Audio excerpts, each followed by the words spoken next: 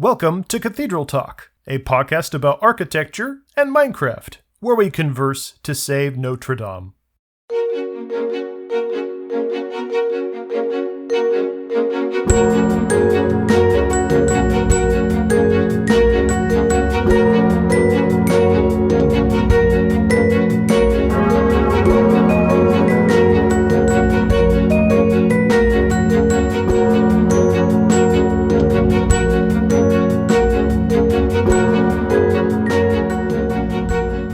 So we're recording this at the beginning of summer vacation for your students, right? Mine started early because of paternity leave. Woo! Congratulations. I will never have a summer again for the rest of my life. Hopefully there'll still be summers. Until you retire, anyway. Then you just have years. You don't have summers. You can have summers and years. Summers in years? I don't think you can have both. I don't think there's a summer tacked on at the end of your year. Then you'd have 2 summers. I'm so confused. Anyway, this probably isn't going to go into anyone's feed until your students are back in session.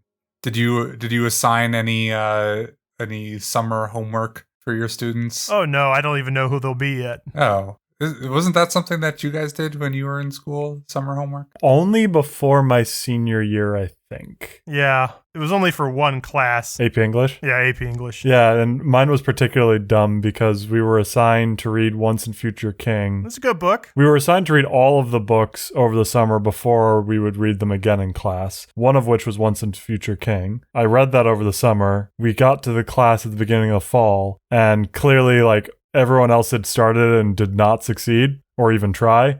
And so it's like, we don't really want to do this book. And the teacher's like, okay, we won't do this book.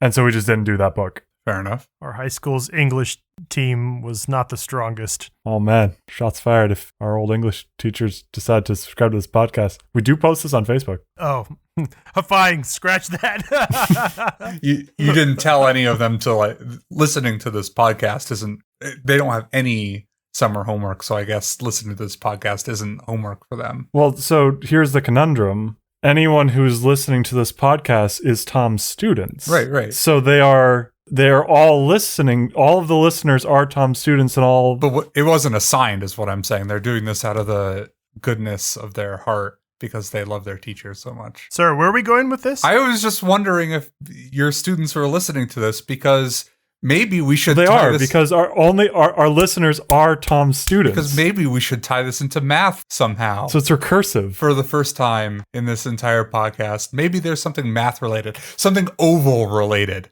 perhaps. I think Zack would prefer having a way to discern between podcast students and physical students. No, Zack's just trying to transition. He's much better at it than us, and we also actively try to sabotage him.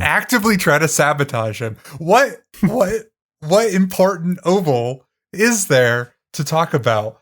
I don't know. Tom, did you just upload a video to YouTube recently about a really important oval? Oh, yeah. Let's talk about that. Oh, man, I'm trying to think of other important ovals to derail us with, but are there any? There are tons of important ovals. What's another important oval? The orbit of any planet around the sun. Yeah, okay. So, Tom, how is your Neptune planetary orbit video doing on YouTube? That one, not so well. But the Colosseum one, I know, is doing very well. I mean, it'd be nice to get a few more views. It's a little low right now, at least next to the Notre Dame video, but it'll catch on to the algorithm one of these days. Yeah, what's up with that? I don't know why it's so low. I was expected to be at least a couple thousand. No, I don't care why that one's so low. Why is the other one so high? Why is the Notre Dame one so high? Yeah, it's the first video on a channel. How did that one strike gold? I really don't know. I don't know if 20,000 is striking gold. I think 20,000 is like striking bronze. No one wants to hear about sausage making on this podcast. People want to hear about ovals.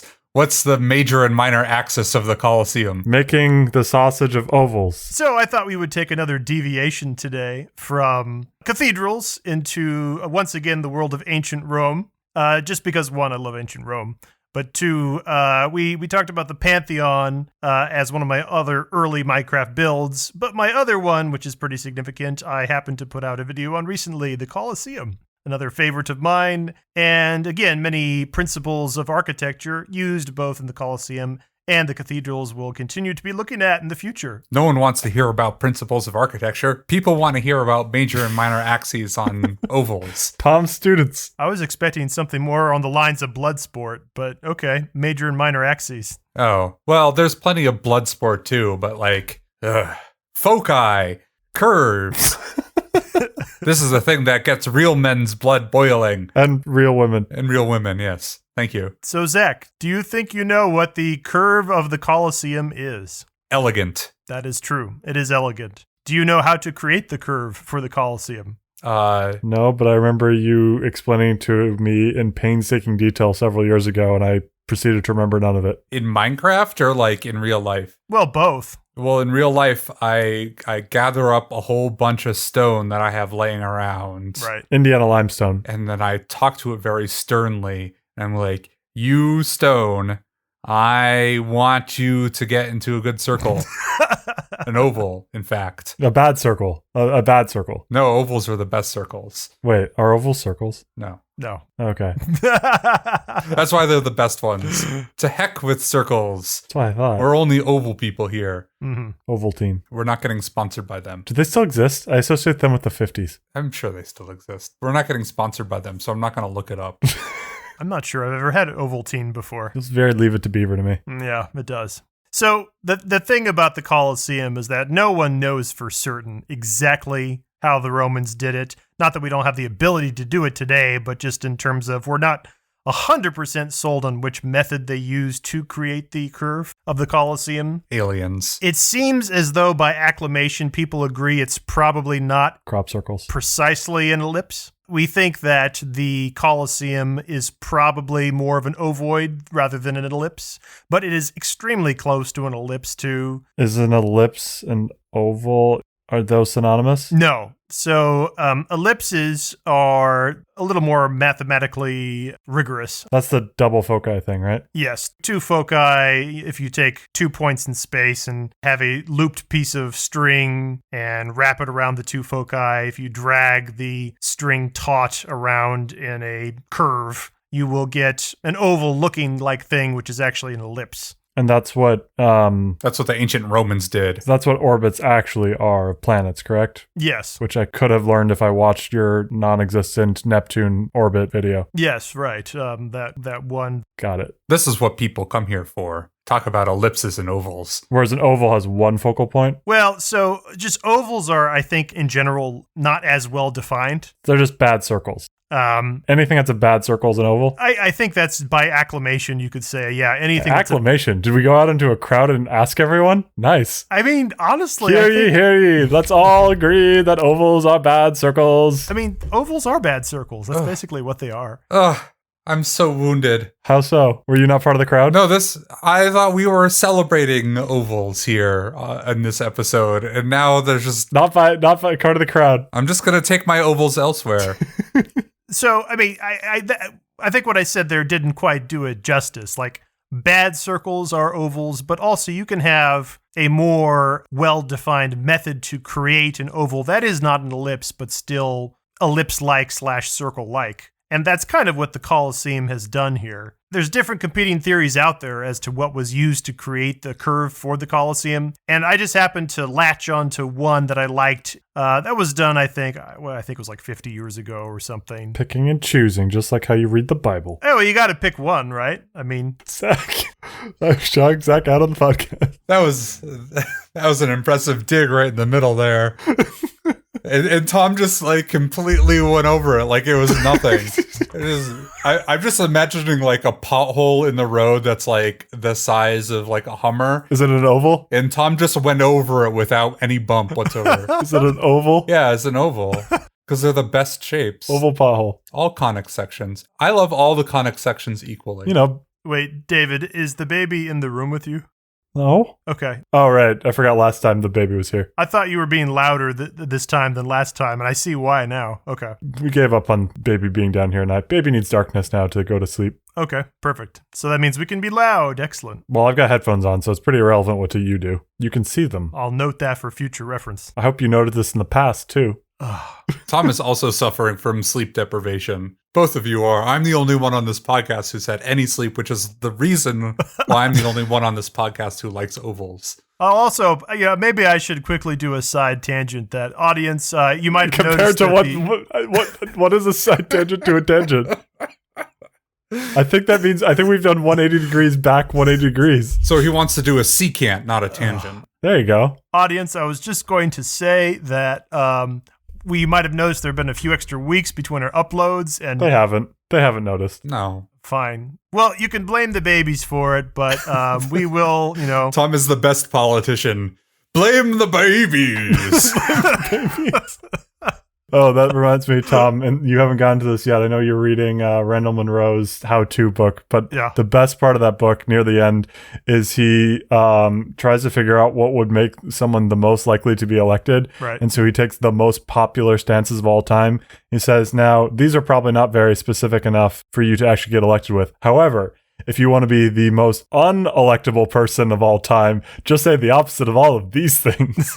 And that is what you just did. Tom is supreme chancellor of this podcast. He doesn't need to be elected. He was ordained by affirmation. By affirmation. I think it's acclamation. Oh, damn it. You're right. By acclamation. Is affirmation a thing? What's affirmation? Is that a That thing? just means everyone was friendly. Yeah. Oh, acclamation is by general agreement. Or when you get accustomed to a climate. Yeah, I was going to say acclimatize. Isn't that the same word? Acclamation, acclimatize? Like the context that I've heard the word acclamation before is like, by acclamation, people generally agree that Michael Jordan is the best basketball player of all time. I don't think there's acclamation for that, but okay, sure.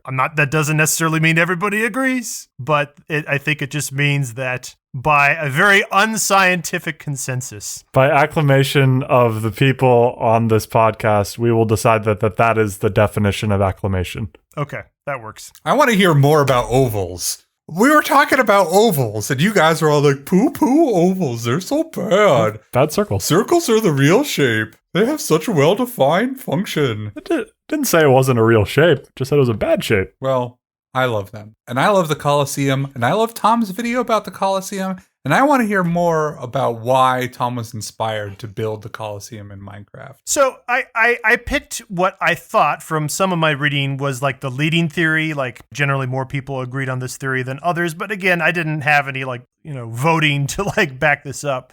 But there was this theory by, I think, a historian or a scientist named Cozzo who hypothesized that the Colosseum was a polycentric curve. That's a curve that is basically multiple circles of different sizes, all centered at different spots along the sort of arena section of the Colosseum, but that the different circles happen to line up with each other just right so that you get a smooth transition from one circle to the next. Isn't that what you do in Fourier transforms? Did I do Fourier transforms? I don't think I ever finished my... Yeah, I remember now.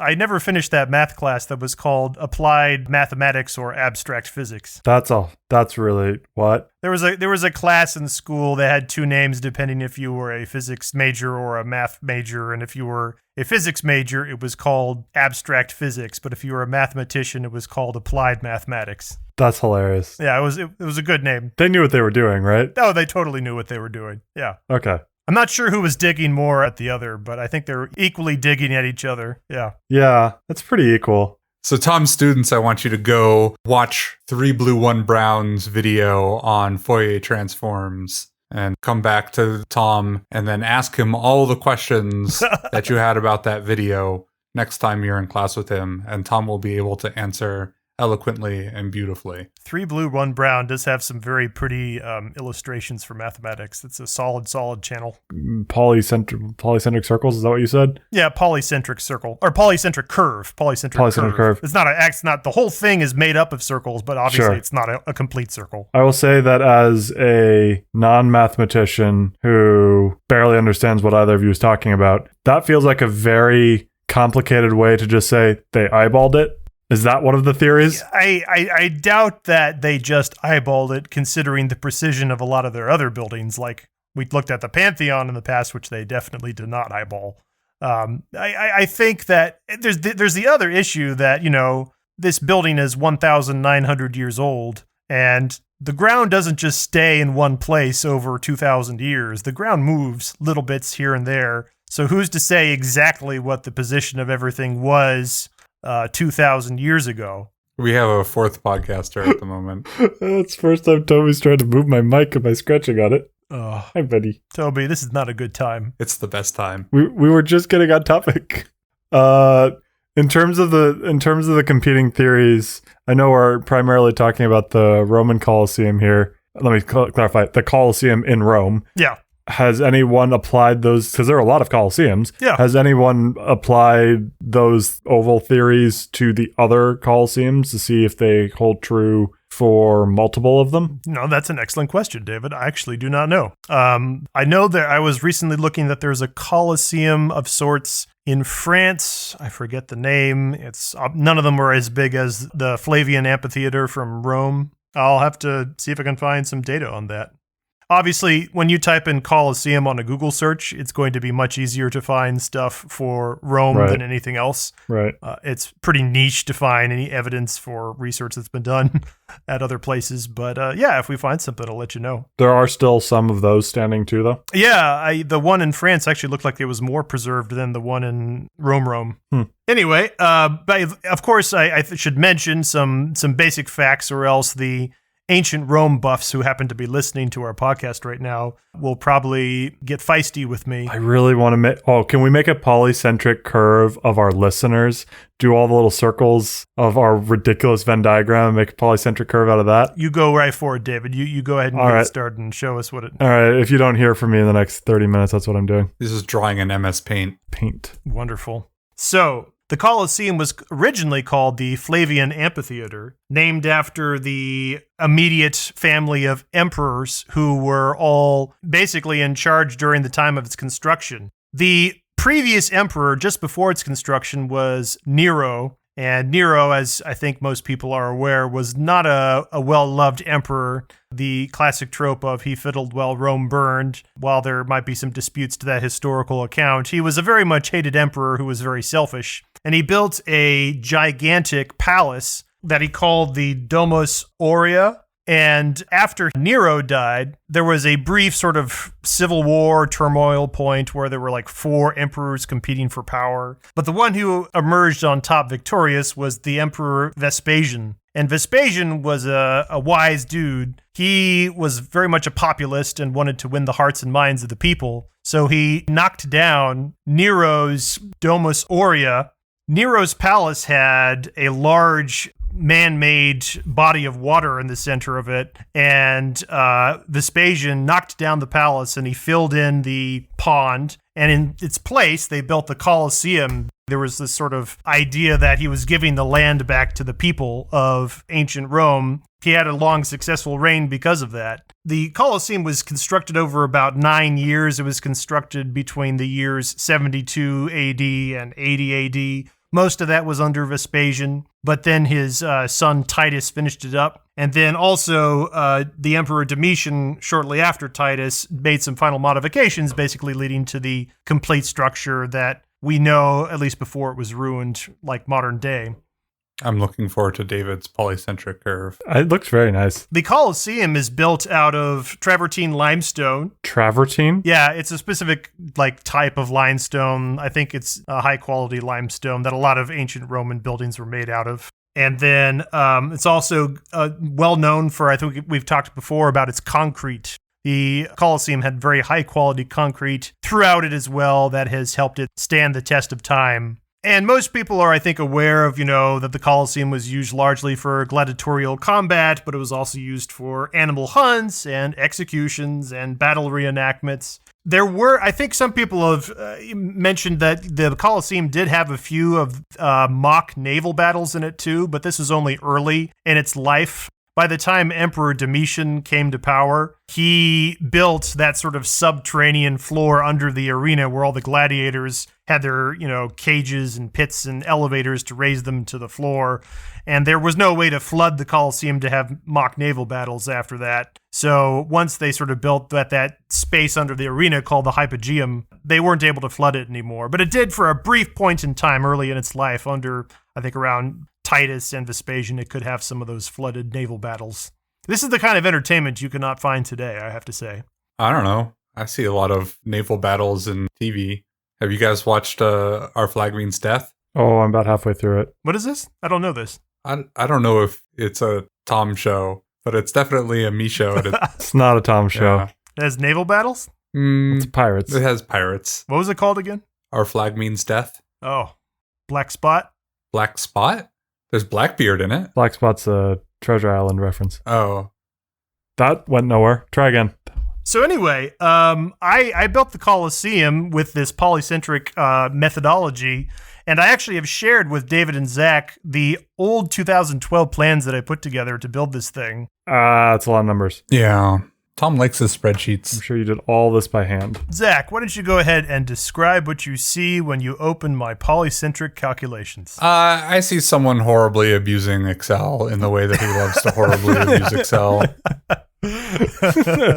You know, at one I point... don't know about horribly abusing. Yeah, I mean, I know there are numbers in here, and so this isn't as bad as what most people use Excel for, which is just like properly formatting a document, which they can't seem to figure out how to do in like Word. And so they use Excel to make sure that like all the words go in the right place. Yours actually has numbers in it. So you are like leagues and leagues and leagues above everyone else. But the original creators of Excel would still cry when they see what their program's being used for. Well, I think that I'm even leagues above the people who use Excel for numbers. It's not numbers in the cells, it's equations in the cells. Yeah, that's true. And that's a step up of just typing in data. Do you want ellipse calculations, polycentric curves, level 1, level 2, level 3, level 4 side cutaway, composite, or floor plan comparison? Why don't we start with the composite, just because that's the easiest place to see the calculations that I wanted to talk about and how the curve is made. Holy ball. Okay, well, this is a madman's fever dream. There's a lot of pink. There's a lot of blue. I'm not sure if this looks better zoomed in or zoomed out. They're both terrifying in different ways. Yeah, let me zoom out. I'm curious what zoom out looks like here. Oh, there's also green. I missed the green. What's going on here? Oh my goodness. Okay. So did you zoom out farther? Yeah, now I actually see like cross-sectional cutaways of the Colosseum, and I see the whole thing. There we go. With the major and minor axes, which I still didn't get an answer about. Is the ratio of the major and minor axes the golden ratio? Who knows? Tom will never answer me about. Well, to be fair, you never actually asked the question because we wouldn't let you. That's your fault, clearly. I don't really know a good way to describe this other than there are a lot of colors, there are a lot of curves, and it looks like you were doing some sort of calculation in blue to see whether or not a point would be on a curve or not. Right. And then you have a section of red where is this point on a different curve that presumably that curve corresponds to a circle or an ellipse with a different center than the blue shaded ones. Yeah. And then again, you do the same thing with green coloring to say, is this cell on this curve for a third ellipse or circle with an even different center than the red and the blue? And compositing all three of those blue, red, and green curves together, you have what looks like one quadrant of what could be described as the Colosseum floor plan. And I'm guessing you just flip, drop, reverse it? Yes. I will fully admit that I did not build this all together. I definitely used the powers of World Edit to flip and copy and rotate. So that is definitely something that happened. Of course, I made then adjustments to each of the quadrants to, make them a little more unique here and there. But this was built in creative mode, and I chose to use that to speed up the process. So I think just for the sake of our audience, since, obviously it's hard to describe. This is the least audio-friendly thing we have ever discussed on this podcast. That's probably true. So let me give some insight as to really the main idea of what I want to get across. It looks complicated when you look at it, these calculations that I have drawn on the spreadsheet, but what's really just going on? Again, it's just simply slices of circles. Imagine that you had 3 different pizzas. And one pizza was a small, another pizza was a medium, and another pizza was a large. And then let's say you took different slices of those circular pizzas, and then you just laid side by side the slices of those different pizzas so that the edges of the crust all lined up. If you then took the edges of all those crusts, it's not going to be a circle anymore because, again, it was different circles with different radii. You do have a smooth curve that's continuous that transitions from one to the next, and that is vaguely what's going on in the spreadsheet right here. I much prefer the pizza. You just want pizza. David looks like he's frozen. He's so intently staring at something. What are you staring at, David? I'm trying to make my polycentric circle. It will be revealed. If this is Mickey Mouse, we're going to get sued. This is so... Yeah, okay, going on. All right. I did want to take this opportunity to briefly talk about, how do you, at least what's my technique for creating equations that'll then be used as blocks in Minecraft. And I know a lot of people use, like World Edit to just pre-generate circles and even domes and spheres and hemispheres. And that's cool. You could definitely just use, programs to automatically generate those. But I find it a lot more rewarding, of course, as a math teacher, to do the calculations yourself and figure out, how should you place blocks to create these surfaces. And of course, when you take calculus, you learn that you can take 3-dimensional objects like spheres and things and break them down into slices of like stacked circles, one on top of another. Of course, the Colosseum isn't a dome. It's a different kind of shape. But I wanted to talk about, how do you place, the ideal blocks for the best fit curve? Have you ever checked if your equations and calculations result in the same dome that the automatic generation ones of like World Edit and such make? Yeah, I've looked before, but I can actually make better domes than World Edit can. Because World Edit, at least as far as I know, I'm not the biggest World Edit guru ever, but I'm pretty sure World Edit is limited to when you say, generate a dome out of blocks, it only uses whole blocks. It won't ever use half blocks. And you can get twice as much detail using half blocks and doing calculations for half blocks and get a much nicer looking curvature that way. But I think we'll talk about how to build a dome in the future. That's going to come up in a future episode. I wanted to mention that you can create the equation of a circle, based on either the Pythagorean theorem or, the equation for a circle is x squared plus y squared equals r squared. So it's pretty easy to create the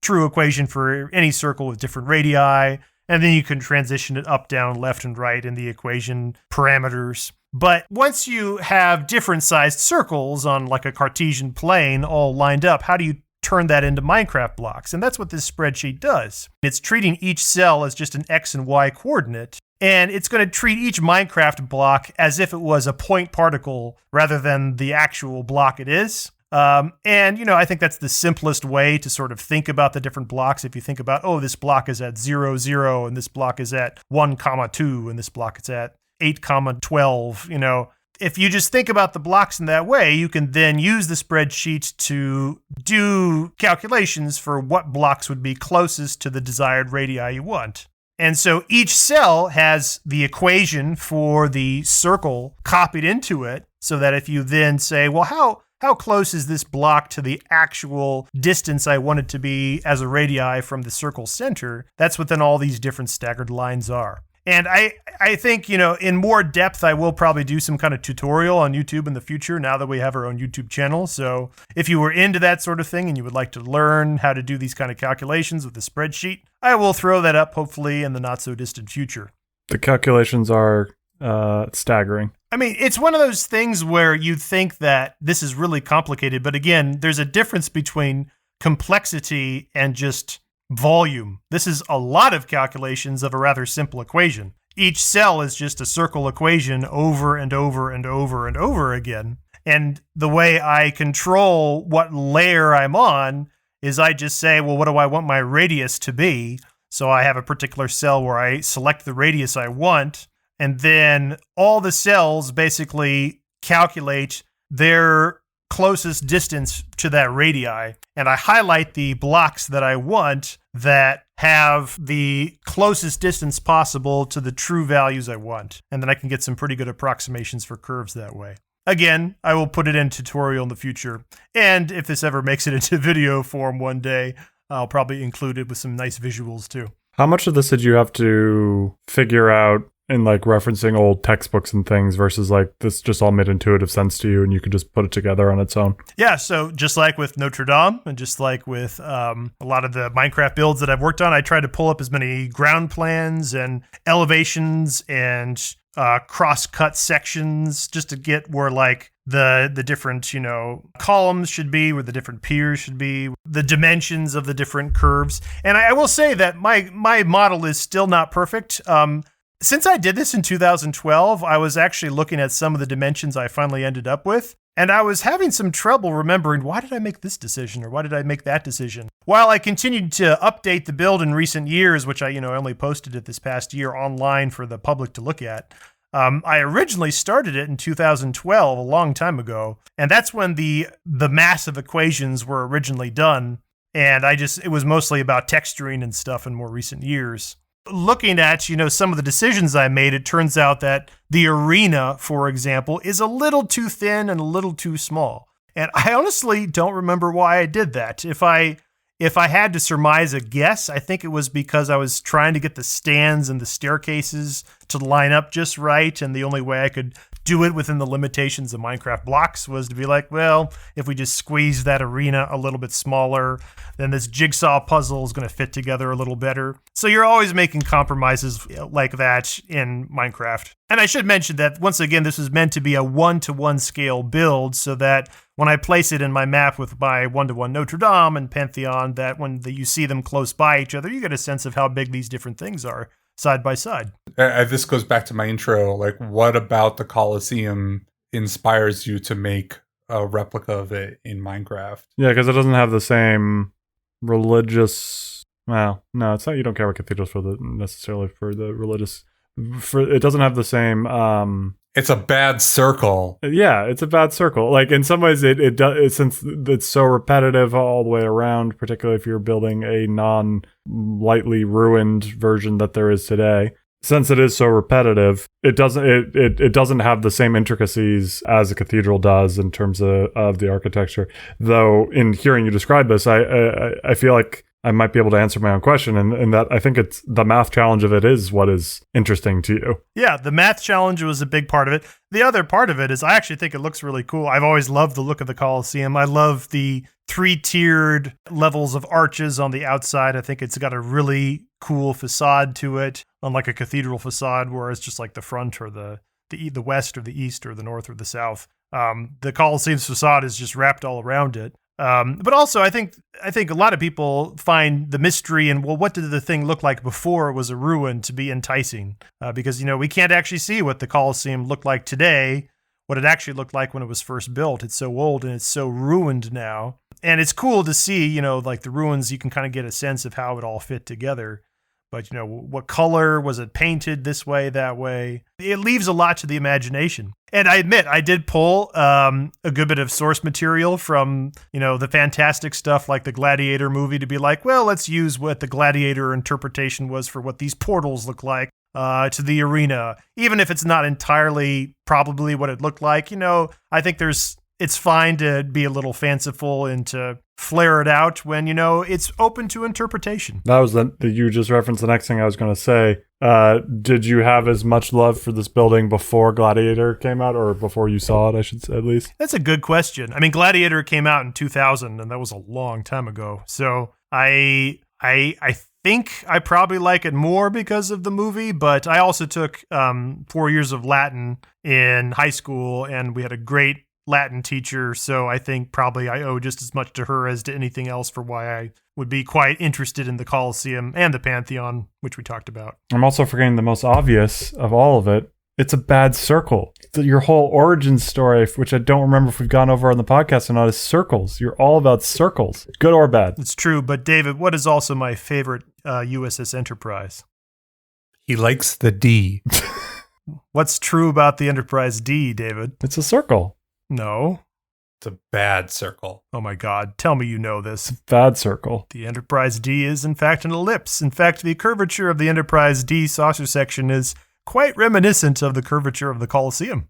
So yes, the Enterprise D is an ellipse. It's a bad circle. Is the saucer section of the Enterprise D the same curve as the deflector dish? No, far more oval, right? Well, it depends on which one you're looking at. Are you looking at the 6-foot model or the 4-foot model? Zach, you did this. The 6-foot model is genuinely elliptical, although it is even more elliptical than the Enterprise D saucer section. But the 4-foot model uses a very strange, I think almost ovoid deflector dish, and that is not my cup of tea. But I think I've talked about this before, so I'll stop. Out of all of them, the deflector dishes on all the different models and the saucer section of the Enterprise D, which curve most closely aligns with the Colosseum? The saucer section. The saucer section? Yeah, the saucer section is, I mean, it's not exactly 1-to-1, but it's surprisingly close. So what you're saying, Tom, is that the Enterprise is modeled after a place where people went to watch people murder each other. I think that's a little reaching, but if you want to go there, I need to keep this episode moving, so I'll just say sure. I don't have room for more circles. I can't add understands Star Trek minutia. I don't. Are you trying to flow diagram our conversation? Is that what's happening? Oh, a flow diagram would have been a much better idea than this monstrosity. Like, we currently have a polycentric circle with a tumor on it that says likes math. David, your drawing is going up on the show notes, so we need somewhere to host this. I'm aware, which is why I did not include certain things that I was originally going to include. Like, Tom likes the D. That's not in there. Mostly I was going to put in a whole finds Wikipedia helpful and then call up mom and dad again. I'm like, it's not, no. They already know that they're on blast. So murdering people, good in ancient Rome, bad in the 24th century. It happens quite a bit in Star Trek time. A lot of murder. A surprising amount of murder for Utopia. All right, adding a Star Trek circle. Let me ask you this. I think this is an important fact about the Colosseum. When did the Colosseum, for the most part, become the ruin it is today? Oh, that's a good question. Because it was obviously a big, glorious structure. It is definitely not now.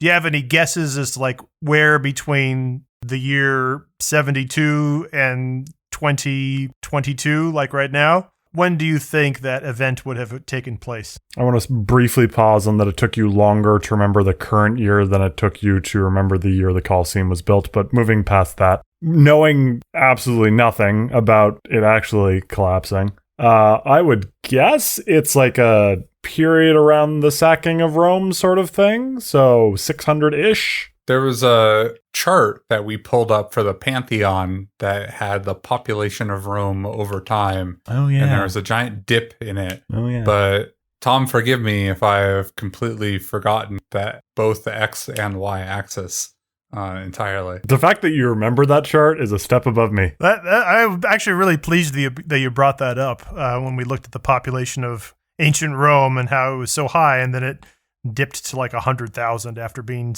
a couple million large, which was just a drastic change. That's a good guess. Thinking, did the Colosseum, become a ruin after Rome itself fell? Actually, turns out no. It was actually pretty much the structure it was for a good 1,000 years. It wasn't until an earthquake in 1349 that the south outer wall collapsed. And that was because that it wasn't so much that the structure itself was bad, but it's just that the foundation that it was sitting on, the southern half of the Colosseum was resting on a less stable terrain than the northern half was. And so when the earthquake struck, that whole outer wall collapsed. And then especially around that time, and then for the next 400 years, the whole sort of collapsed section became a quarry, and many of the buildings in Rome used a lot of the finer stone and marble and blocks to build churches and other, buildings that you'll see throughout Rome today. So it was very recycled. That's cool. And it wasn't until 1749, 400 years after that earthquake, that Pope Benedict XIV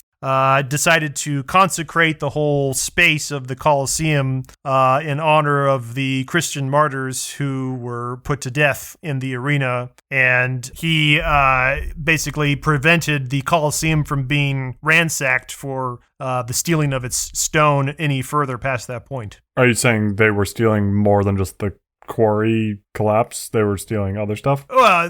Primarily, I'm referring to the stone at this point, that they continued to just steadily take bits of stone here and there to build stuff over those several hundred years. Gotcha.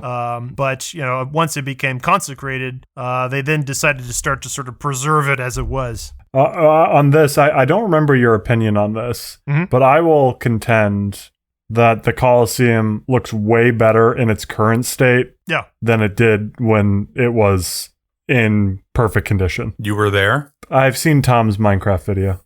Good enough as being there. It's that authentic. It's that authentic. Go to YouTube right now. Check out Tom's video on the Colosseum. That's right.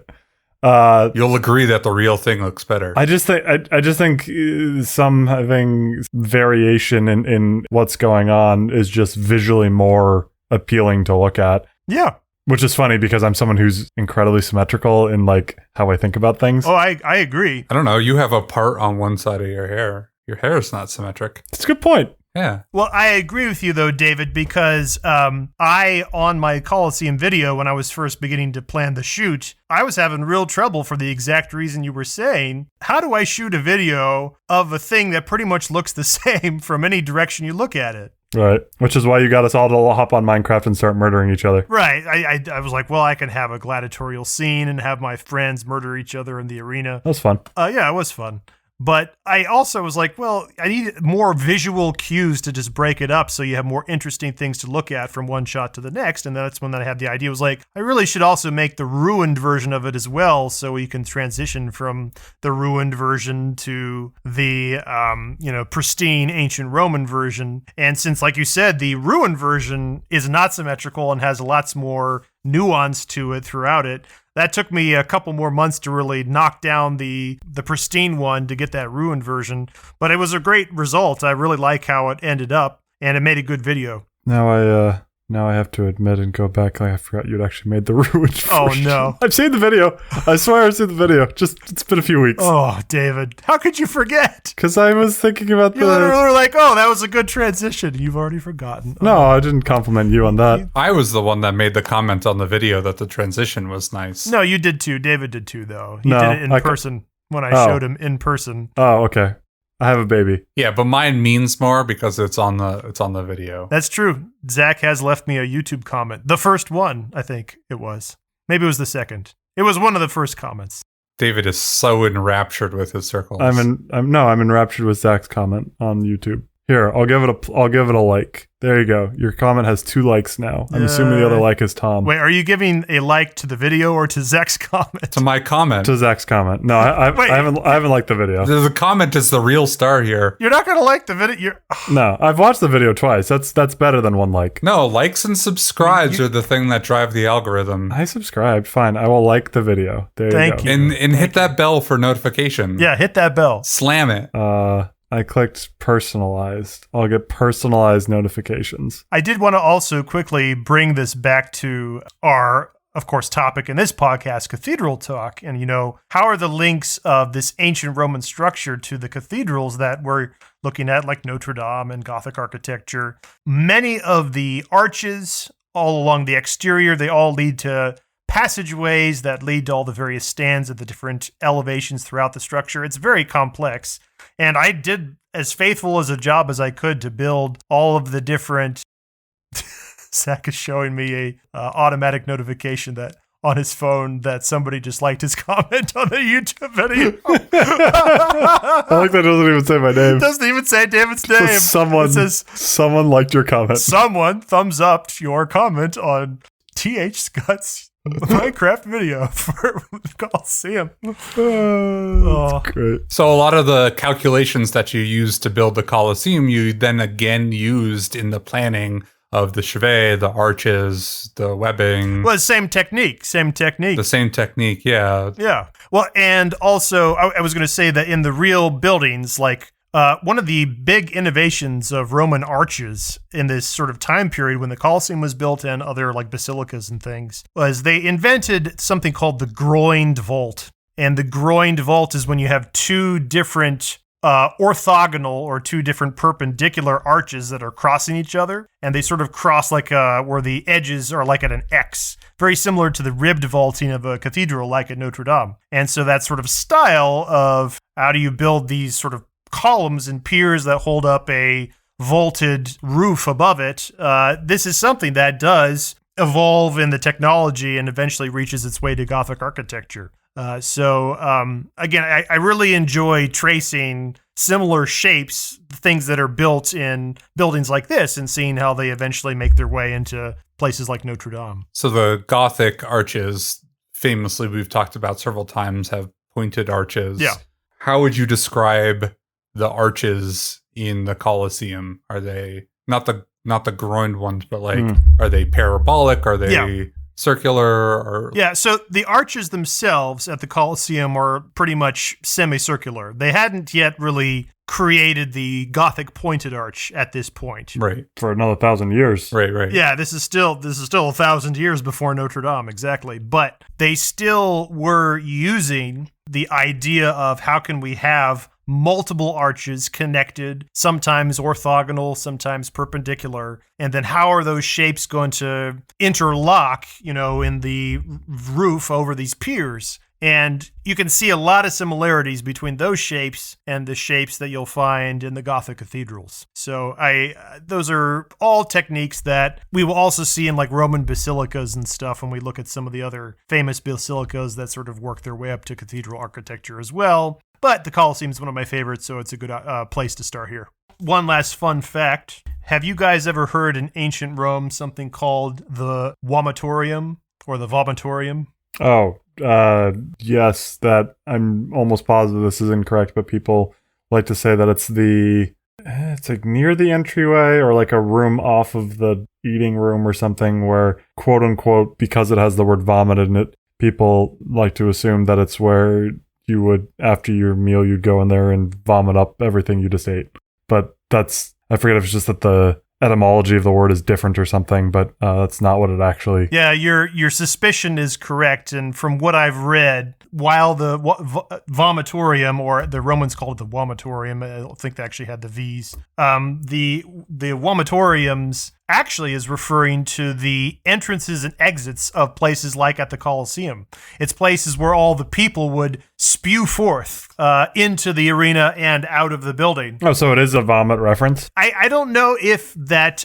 here's the thing. I don't know if vomiting is a reference to the spewing of the people or if the spewing of the people is referring to the vomiting. I'm not sure what came first. It might be a chicken and the egg kind of thing. All I know is that Shakespeare invented the word barf. There we go. So do you want to see my circles? Yes. Yeah, okay. Go for it. All right. So this is a work in progress. And obviously our fans are too complicated to put into one circle, a simple chart, but damn, I'm willing to try. Let's see. Share screen. Do you have Cardinal fans? Call back to one of our earlier episodes. I don't have Cardinals fans. Oh, man. Like I said, work in progress. Work in progress. There's more to do. This is what we got so far. Oh my God. This was take 2 because this first one was too hard to read. And the problem with MS Paint is you can't undo anything that you've already done, so we're stuck with this. Okay. So we've got a giant polycentric circle in black. Ignore the red and blue for a second. Okay. And it's the shape of the Colosseum. It's 1-to-1. I checked. It's exactly the same. Yep. The dimensions are perfect. And it's made up of 4 main circles. Mm-hmm. You've got Minecrafter. You've got Cathedral Lover. You've got relatives of Tom, Zack, and David. Mm-hmm. And you've got Tom's students. Now, I recognize that everyone is Tom's students. And so this is somewhat misleading, but we're just going with it. Okay. So some of the cross sections, obviously Tom's in the middle, right? Like we all understand this podcast is every niche that Tom likes and that we're forced to listen to hear him talk about. I mean, we're here voluntarily. Maybe you're not. David, blink twice if you're being held against his will. On pain of brotherhood. Pain of brotherhood. So in the inner-betweens of this Venn diagram polycentric circle, between Minecrafter and relatives of Tom, David, and Zack, that's where we have Zack. And then between relatives of Tom, David, Zack, Minecrafter, and Cathedral Lover, that's where I put me. I didn't put either of us under Tom's students. Between Tom's students and Cathedral Lover, we have only the smartest students. I thought Tom would approve of that. Then between Minecrafter and Cathedral Lover, that's where we have the actual Romans. The likes math breaks the circle. Now we're talking beyond because our podcast just can't be contained within one polycentric circle. Oh, hold up.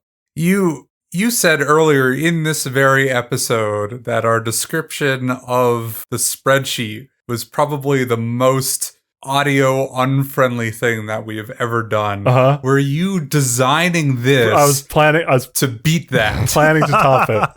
Yeah, absolutely. Okay, all right. Continue. But this is worth checking out. Everyone, go into the show notes. Yeah, you won't be disappointed. Let me guess. This is so important. You want me to link it above my actual Colosseum video in the show notes. You know, I wasn't going to be the one to suggest it, but now that you said it, well, we've got the title of the episode right at the top of this MS Paint, the Polycentric Circle of Cathedral Talks listeners.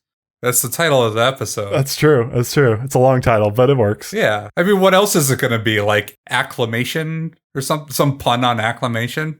Boo. That's true. That would be cleverness. No. Tom, whenever we do get to you catch up and the YouTube version of this episode is released, I just want this image for the entire runtime of this episode. Okay. The entire time. Yeah. Yeah, that's right. All 1 hour and 11 minutes minus whatever gets cut out. You know, when like Ken burns it a little bit, zoom in here, pull away there. Oh, you can zoom in on the image. That's fine. Zoom in and out, back and forth. A little panning.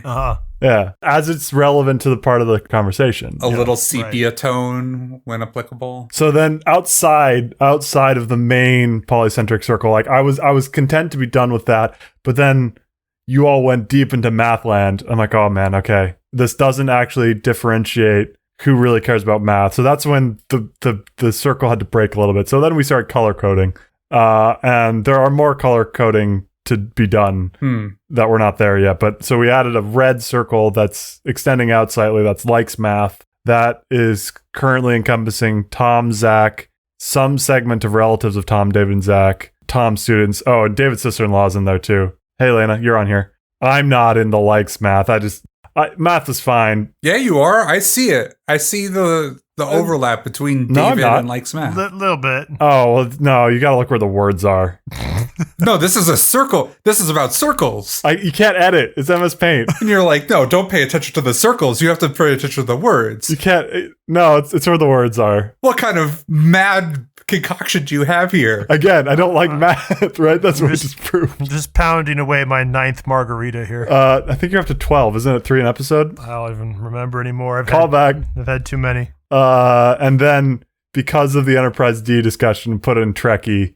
And that one I put all 3 of us in, even though Zack apparently stopped being a Trekkie in 1998. I think that's when Voyager went off the air. That sounds right. I don't remember when it went off the air. Apparently many Trekkies are Minecrafters too, according to this flawless logic of this diagram. So actual Romans don't like math, then. That's probably true. You could also put a little disclaimer saying not drawn to scale. Wait, I have some questions here if it's only the words. No, it's to scale. This is 1-to-1. So actually, sorry, this is a 2-to-1. Sorry. Oh, 2-to-1. So what's that? Actual Romans don't like math, if I'm reading this correctly? Only the smartest students don't like math? Like, Cathedral lovers don't like math. Actual Romans, as I deduced earlier, eyeballed the Colosseum. So they can't really like math. Minecrafters don't like math. Seriously, we need to wrap this up. This is flawless. Only the smartest students are not Trekkies. Cathedral lovers are not Trekkies. Some are. No, you said go by the words.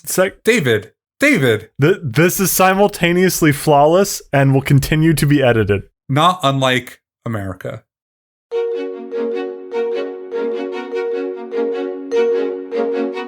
That's it for now.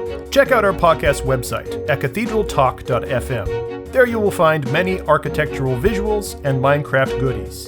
If you would like to support our efforts here at Cathedral Talk to aid in the restoration of Notre Dame, please use the direct link on our website to donate to friendsofnotredamedeparis.org. Friends of Notre Dame is a non-profit organization that is leading the international fundraising efforts to rebuild and restore Notre Dame Cathedral. By donating to them through the link at cathedraltalk.fm, we'll know that our podcast is reaching new patrons. As our own Minecraft project progresses, we'll be sure to share plans, screenshots, and videos for your own visual palette. Good day and happy building.